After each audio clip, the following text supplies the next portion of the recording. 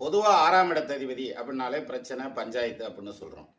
Sir 6ஆம் இடத்த அதிபதி 2ஆம் இடத்துலையோ 11ஆம் இடத்துலையோ கனெக்ட் ஆனால் வெளிநாட்டு வருமானம் நிறைய சம்பாதிப்பாங்க, பின்னால் பணக்காரன் ஆயிடுவான்.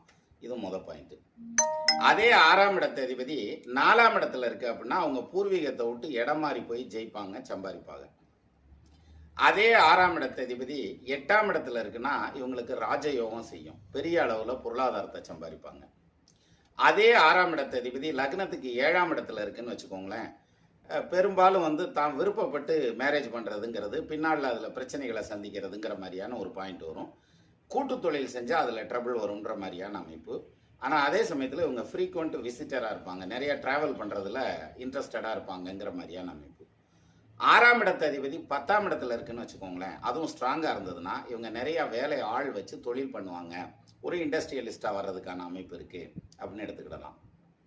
இதே 6ஆம் இடத்த அதிபதி 12ஆம் இடத்துல இருந்தால் தான் பிறந்த ஊர்லேருந்து வெளியேறி போய் வேற ஊரில் மிகப்பெரிய சம்பாத்தியத்தை சொத்து சேர்க்கையை உருவாக்குவார். அப்போது 6ஆம் இடத்த அதிபதி யோகத்தை கொடுக்கக்கூடிய இத்தனை அமைப்புகள் உண்டு.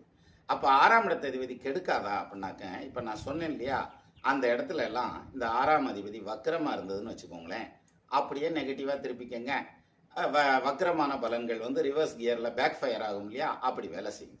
ஸோ 6ஆம் இடத்த அதிபதியை பார்த்ததும் மிரளவெல்லாம் வேண்டியதில்லை, யோகமாகவும் இருக்கும். அப்படிங்கிறதுக்கு நீங்கள் இதை ட்ரை பண்ணி பாருங்கள், கரெக்டாக வரும்.